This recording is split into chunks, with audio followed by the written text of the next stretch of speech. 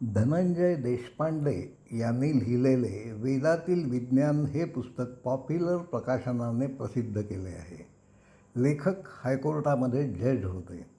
ऋग्वेदाचा जो अर्थ त्यांनी लावला आहे त्याचा बराच तपशील या पुस्तकात देण्यात आला आहे. शब्दार्थ आणि गर्भित अर्थ या संकल्पना आपल्याला माहीत आहेत. एखाद्या शब्दाचे अनेक अर्थ असू शकतात. वरवर जाणवणारा अर्थ हा शब्दार्थ, पण त्या शब्दामागील गूढार्थ भिन्न असू शकतो. देशपांडे यांनी ऋग्वेदातील ऋचांचा जो अर्थ पुस्तकात सुचविला आहे तो साऱ्यांना पटेल असे नाही, पण त्यांनी पुस्तकात जे काही सुचवले आहे त्यावर अधिक विचार व्हायला हवा हे मात्र निश्चित आहे. वेदांवर आजपर्यंत बरेच लेखन झाले आहे. जगभरातील अनेक विद्वानांनी वेदाचा अर्थ लावण्याचा प्रयत्न केला आहे. वेदातून सामाजिक जडणघडणीचा आणि सांस्कृतिक प्रगतीचा आलेख मिळत असतो. वेदामध्ये काव्य, स्तवन, प्रार्थना या पलीकडे काही नाही असे मत अनेक अभ्यासकांनी मांडले आहे. इंग्रजांचे राज्य स्थापन झाल्यानंतर गोऱ्यांनी वेद व अन्य वाङ्मय तपासण्याची सुरुवात केली. इंग्रज जेते होते, भारतीय गुलाम होते. गुलामांना संस्कृती असू शकत नाही आणि असलीच तरी ती जेत्यांपेक्षा अधिक उच्च असू शकत नाही. गोरे राज्यकर्ते तसे मानित असत. निसर्गाच्या आविष्कारात सूर्य, अग्नी, पाऊस, वीज यामध्ये देव पाहणे हा बालिशपणा आहे. वेदाचे अनेक अभ्यासक तसे मानत आले आहेत. त्यामुळे वेद हे एक काव्य आहे असे मत अनेकांनी नोंदवले आहे. दुर्दैवाने आजही अनेक विद्वान त्यावर विश्वास ठेवतात. 1857मध्ये कलकत्ता रिव्ह्यू नावाचे मासिक प्रसिद्ध होत असे.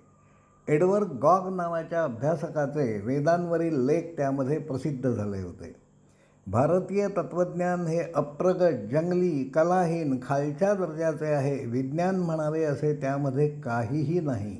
वेद हे थोतांड आहे. या लेखनात जगाला देण्यासारखे वेगळे असे काही नाही. एडवर्डने तसे मत मांडले होते. गोरे लिहितील ते खरेच असले पाहिजे. अनेक भारतीय तसे मानित आले आहेत. दुर्दैवाने अजूनही बरीच शिकलेली माणसेही गोरे म्हणतात तेच खरे असले पाहिजे असे मानतात. त्यामुळे पुढे कितीतरी दशकांपर्यंत अनेक भारतीय अभ्यासकही एडवर्ड म्हणतो तेच खरे आहे असे समजत आले. एडवर्डची री ओढताना ऋग्वेदातील ऋचांचा गूढार्थ शोधण्याचा फारसा प्रयत्न झालाच नाही. ऋग्वेदातील फक्त एक नासदीय सूक्त एडवर्ड किंवा त्याच्यावर विश्वास ठेवणाऱ्यांनी समजून घ्यायला हवे होते. आजचे वैज्ञानिक जे प्रश्न विचारतात तेच प्रश्न नासदीय सूक्त रचणारेही विचारतात. या सूक्तात काही प्रश्न विचारले आहेत, काही प्रमेय, हायपोथिसिस, गृहीते मांडण्यात धरण्यात आली आहेत, काहींची उत्तरे देण्यात आली आहेत. जी उत्तरे नोंदवण्यात आली आहेत तेच अंतिम सत्य आहे असा दावा त्या सूक्तात करण्यात आलेला नाही. पण वेदरचयितांच्या विश्वाविषयीच्या ज्या कल्पना होत्या त्या मात्र त्यांनी स्पष्ट शब्दात लिहून ठेवल्या आहेत. आजच्या विज्ञानाने विश्वाच्या रचनेविषयी ज्या कल्पना मांडल्या आहेत, नासदीय सूक्तात त्याच 4-5 सूत्रात फक्त 7 श्लोकामध्ये नोंदविण्यात आले आहेत. हे ब्रह्मांड ब्रह्मदेव, विष्णू किंवा शंकराची निर्मिती नाही. सारे देव सृष्टी निर्माण झाल्यानंतर जन्माला आले आहेत. सतचा पसारा कशापासून कसा उत्पन्न झाला हे देवांना हिरण्यगर्भालाही ज्ञात नसेल. आजच्या वैज्ञानिकांची भाषा व नासदीय सूक्त रचणाऱ्यांची भाषा यामध्ये कमालीचे साम्य आहे. विज्ञानातील महास्फोटाचा सिद्धांत खरा असेल तर त्यामध्ये जे काही सुचवण्यात आले तेच विचार काही मोजक्या श्लोकात नासदीय सूक्तांमध्ये नोंदविण्यात आले आहे. बिग बँग झाला त्या क्षणाला ऊर्जा, द्रव्य, अवकाश, सेंद्रिय, निरिंद्रिय सृष्टी असे काहीच अस्तित्वात नव्हते. विश्वात आज जे काही अस्तित्वात आहे ते सारे कल्पनाही करता येणार नाही अशा सूक्ष्म अवस्थेतून निर्माण झाले आहे. नासदीय सूक्तकार त्याला अबोध अवस्था असे म्हणतात. महास्फोटाआधी प्रकाश, अग्नी, उजेड, तेज असे काहीच नव्हते.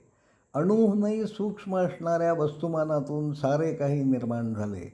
निदान महास्फोटाचा सिद्धांत तसे सुचवतो. महास्फोट झाला का नाही यावर आता वैज्ञानिकात वाद सुरू झाले आहेत. हा भाग वेगळा. विश्वाविषयीचे मूलभूत प्रश्न आणि त्यांची मते नोंदविणारा तपशील हा नासदीय सूक्तामध्ये फक्त 7 श्लोकांमध्ये मांडण्यात आला आहे. ऋग्वेदाची व्याप्ती 10 मंडले, 1028 सूक्ते आणि 10,000 सूत्रात नोंदवून ठेवण्यात आली आहे. शौनक परंपरेतील गणनेनुसार ऋग्वेदात 10,580 मंत्र, 1,53,826 शब्द व 4,32,000 अक्षरे आहेत. मोजक्या शब्दात नेमके काय व ते कसे व्यक्त करायचे याची उत्तम समज वेदकर्त्यांना होती. निरर्थक अशी एवढी दीर्घ काव्यरचना ते करतील हे तर्काला पटत नाही. वेदरचयित्यांना नेमके काय सुचवायचे होते याचा खूप तपशील वेदातील विज्ञान या पुस्तकात धनंजय देशपांडे यांनी दिला आहे. त्याची माहिती आपण पुढील भागातून पाहू. धन्यवाद.